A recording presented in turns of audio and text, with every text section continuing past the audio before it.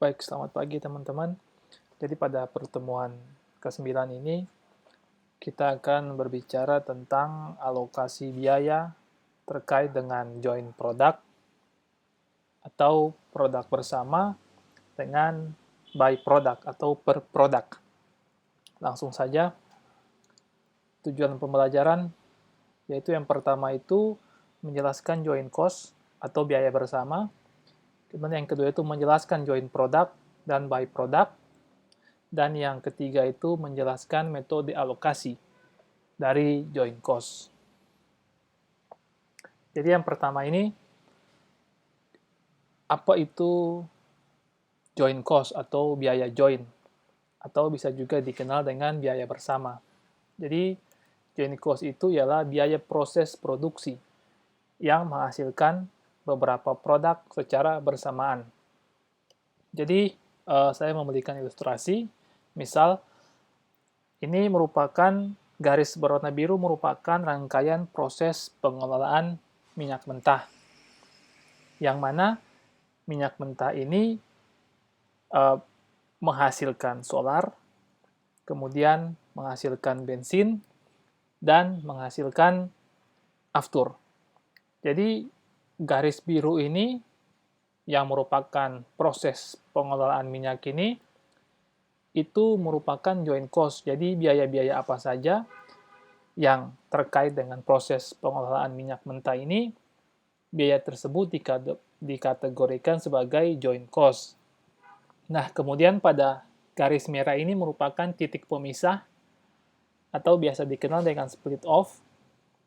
Jadi, pada titik pemisah ini, setiap produk dalam hal ini, solar, bensin, aftur ini membutuhkan proses yang lebih lanjut lagi, di mana biaya dari proses lebih lanjut untuk menghasilkan solar, bensin, maupun aftur ini dikenal sebagai separable cost.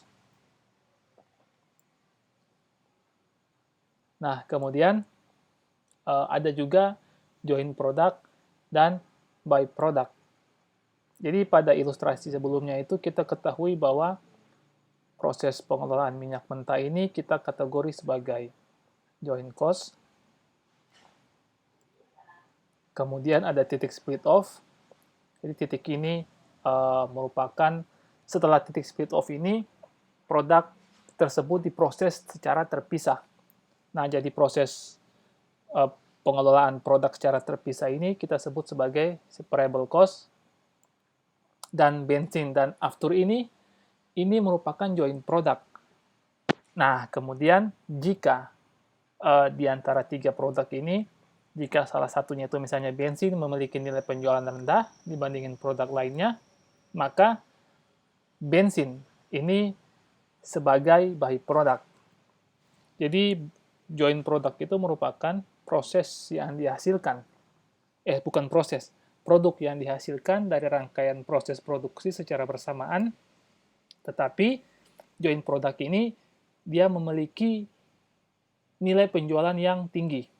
Nah, sedangkan by product ini produk yang dihasilkan dari rangkaian proses produksi secara bersama-sama, tetapi yang membedakan dengan joint product ini, by product ini memiliki nilai penjualan yang relatif rendah dibandingkan dengan produk lainnya. Jadi, ketika setelah melalui proses pengolahan minyak mentah ini menghasilkan tiga jenis produk, yaitu solar, bensin, dan aftur.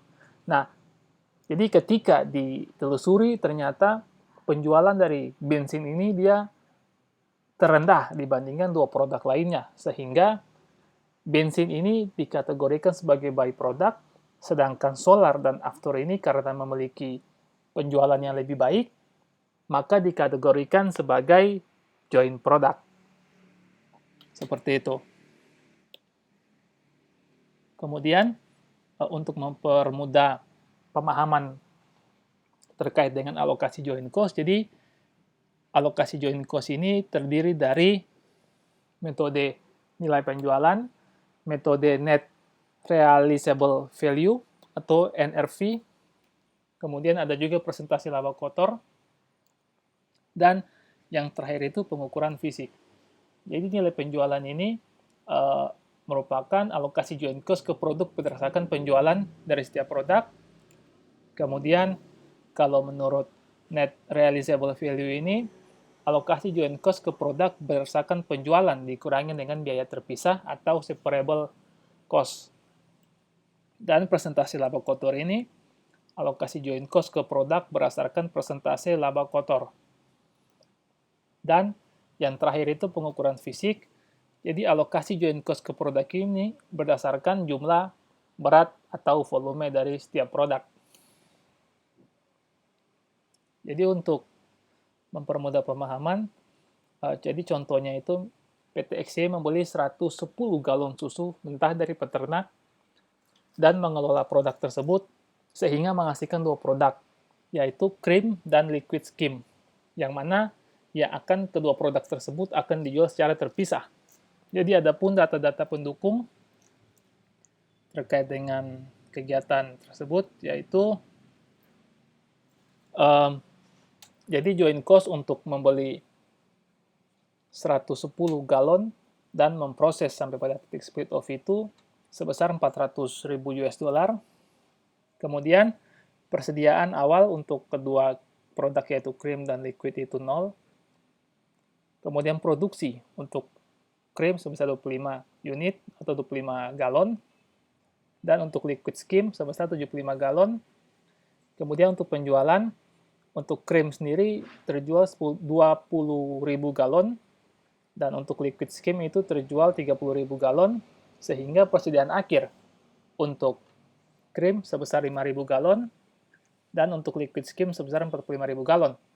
Adapun harga perjual per galon yaitu sebesar $8 untuk krim per galon dan $4 untuk liquid skim per galon.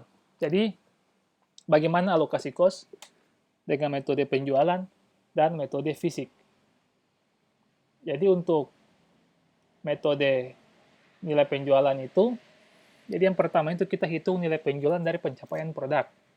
Karena krim ini setelah diproses dia mampu menghasilkan 25 galon, 25.000 galon, itu dikalikan dengan $8 itu berdasarkan harga jual per galon. Sehingga ketemu $200.000.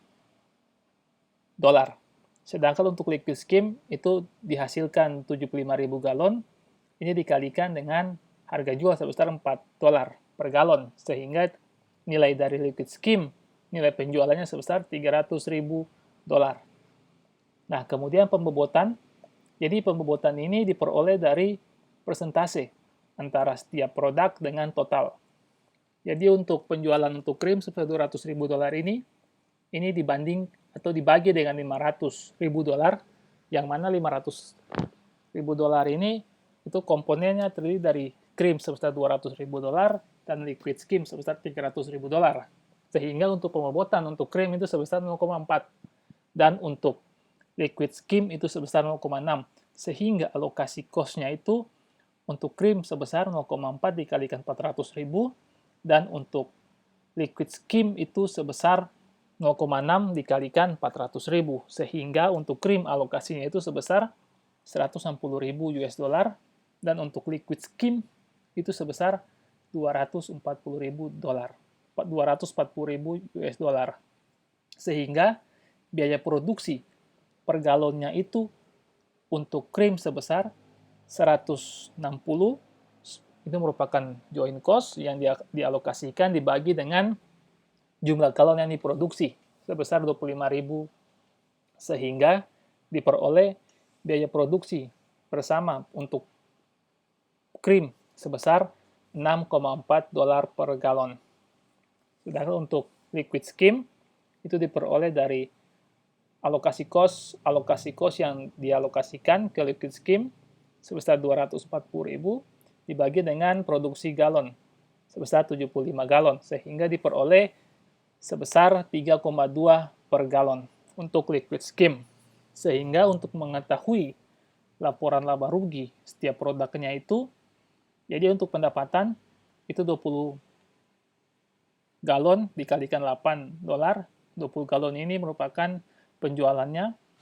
Sedangkan untuk liquid skim ini penjualannya sebesar 30.000 galon dikalikan dengan harga jual. Sehingga untuk krim diperoleh 160.000 dan untuk liquid skim sebesar 110.000.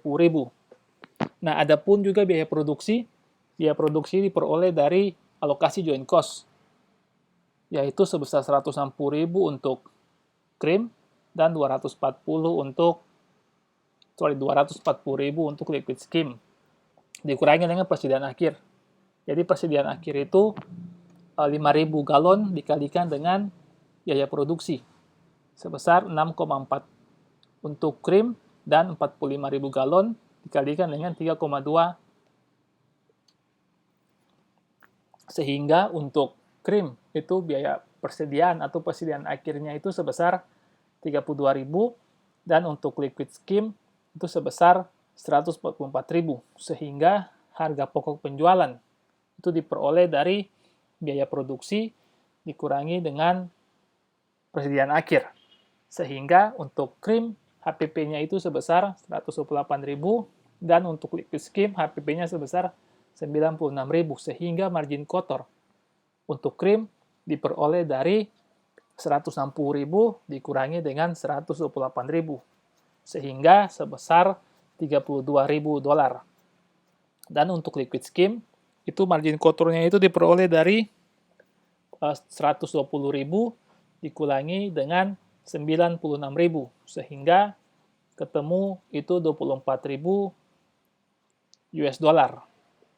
Jadi persentasenya untuk margin kotor untuk krim sebesar 20%, yang mana diperoleh dari 32.000 dibandingkan dengan 160.000, dan untuk liquid skim itu sebesar 20%, yang mana perbandingannya itu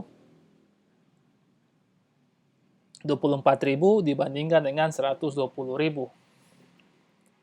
Nah, kemudian untuk metode pengukuran fisik, jadi ukuran fisik total produksi yaitu untuk krim sebesar 25.000, jadi menghasilkan 25.000 galon, dan untuk liquid skim menghasilkan 75.000 galon. Nah, pembobotannya itu adalah membandingkan antara fisik produksi dengan total. Jadi untuk krim sendiri sebesar 0,25 dan untuk liquid skim sebesar 0,75.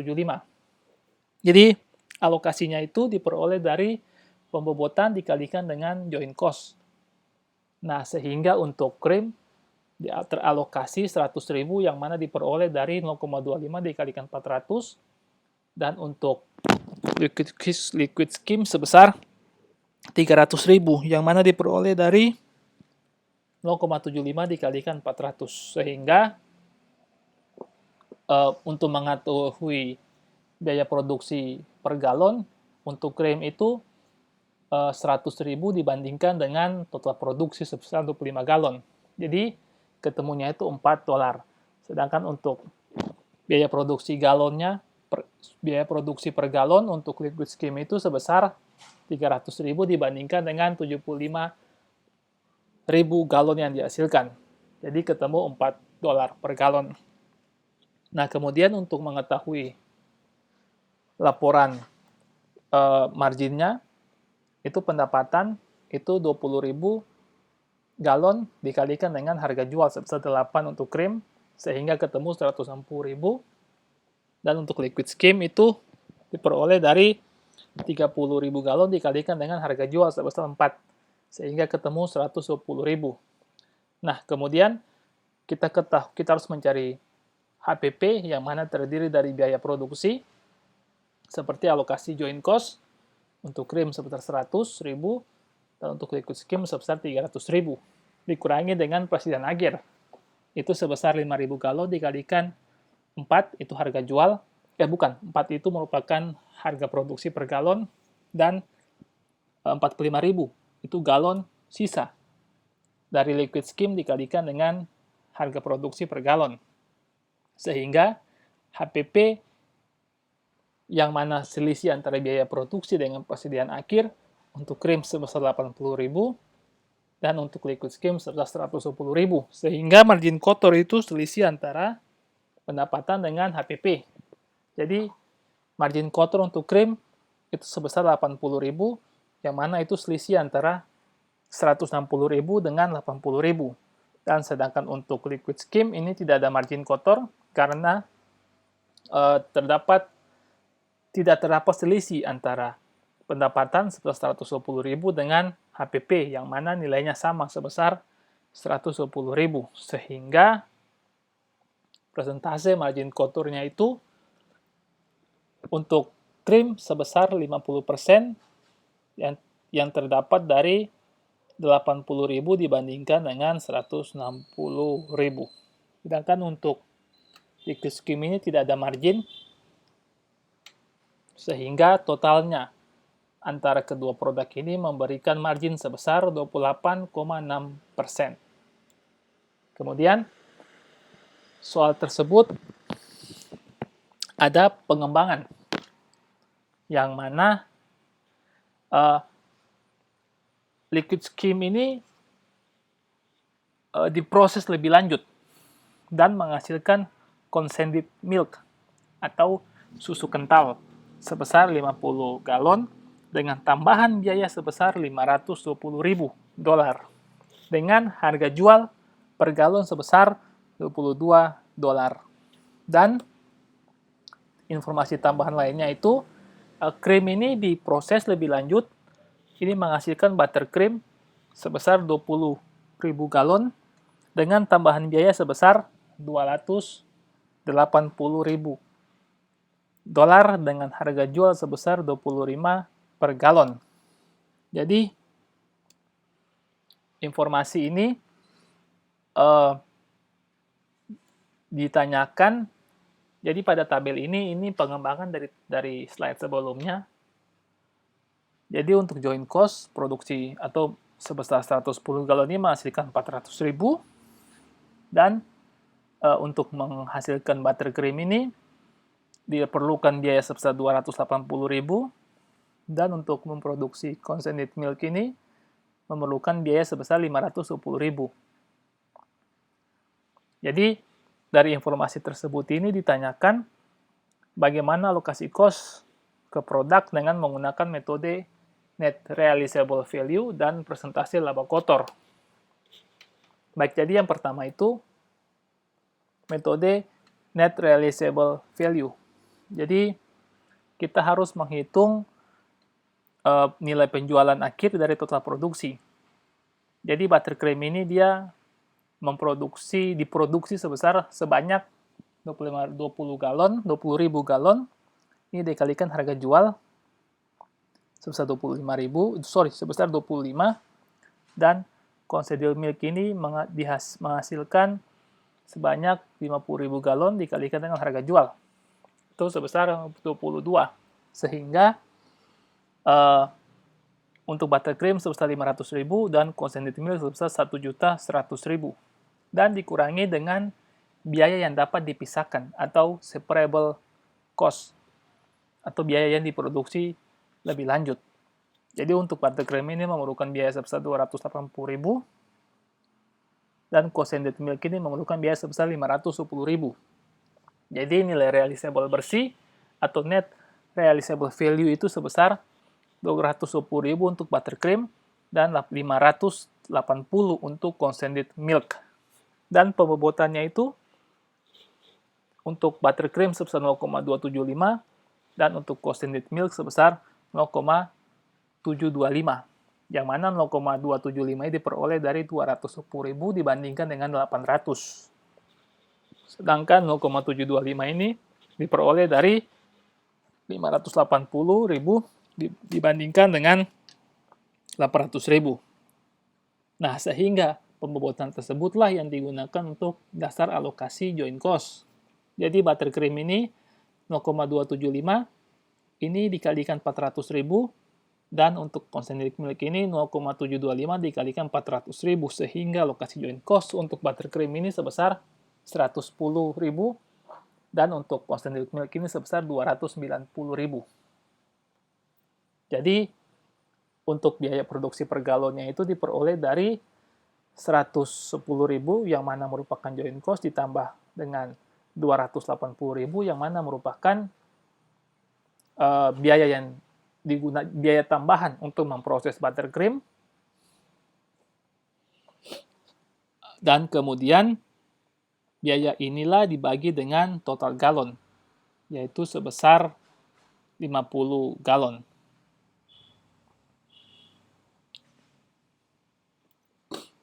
Untuk concentrated milk, jadi buttercream itu diperoleh dari 110.000 tambah 280.000 dibagi dengan 20.000, yang mana total produksi buttermilk. Sedangkan untuk concentrated milk-nya itu 290.000 ditambah 520.000 dibagi dengan 50.000, yang mana merupakan total galon. Sehingga untuk memperoleh laba ruginya itu atau informasi laba rugi, jadi pendapatan 112.000 ini dikalikan $25.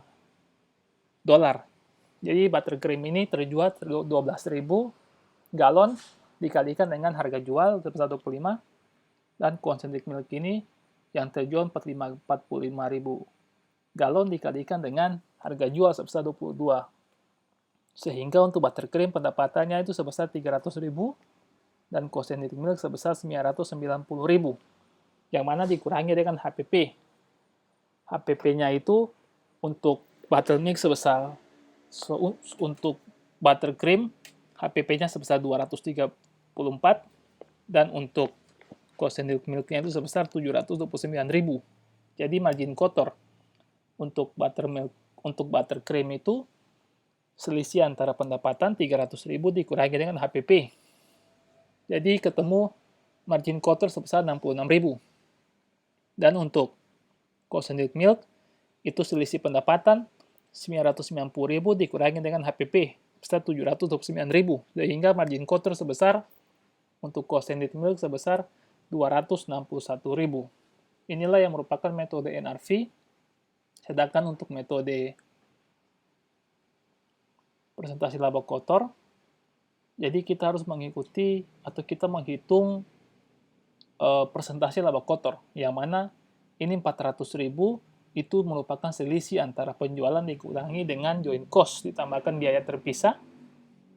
Jadi joint cost-nya itu sebesar 400, biaya terpisah itu untuk buttercream sebesar 280.000 ditambah dengan concentrated milk sebesar 520.000.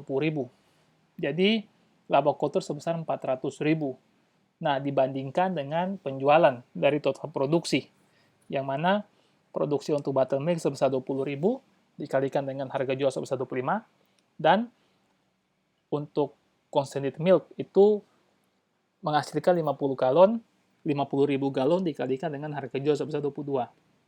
Sehingga ketemunya itu untuk presentasi laba kotor itu 400.000 dibagi dengan 1.600.000, sehingga ketemu 25%.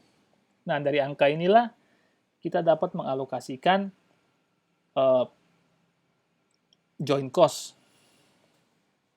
Jadi, untuk penjualan dari buttermilk ini, buttercream itu 20.000 dikalikan harga jual itu sebesar 25, sedangkan untuk concentrated milk ini 50.000 galon dikalikan 22. Jadi ketemu buttercream sebesar 500.000 dan concentrated milk sebesar 1.100.000 dikurangi dengan laba kotor itu 25% dari penjualan.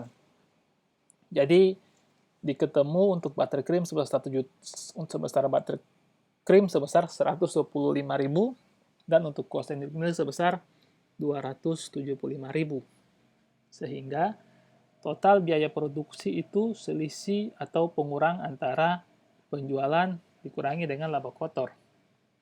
Untuk buttercream, biaya produksi sebesar 375, dan untuk concentrated milk itu sebesar 825. Dan kemudian dikurangi dengan biaya terpisah. Itu untuk buttercream sebesar 280, dan untuk concentrated milk itu sebesar 520.000. Sehingga alokasi joint cost untuk buttermilk sebesar 95.000 untuk buttercream, dan untuk concentrated milk itu sebesar 305.000. Dan ada juga informasi terkait laba kotor. Jadi untuk buttercream itu penjualan sebesar 300.000 Dan untuk co-sanded milk itu sebesar 990.000, ini dikurangi dengan HPP. Yang mana HPP-nya itu untuk buttercream sebesar 225.000 dan untuk co-sanded milk-nya itu sebesar 742.500. Sehingga laba kotor untuk buttercream itu sebesar 75.000 dan untuk co-sanded milk-nya itu sebesar 247.500. Atau ketika kita menjadikan persen, itu buttercream maksud saya itu sebesar 25%, dan untuk co-sanded milk-nya itu sebesar 25%. Baik, itu saja informasi yang bisa saya berikan tentang alokasi joint cost dan sekiranya informasi ini memberikan manfaat bagi teman-teman sekalian. Terima kasih.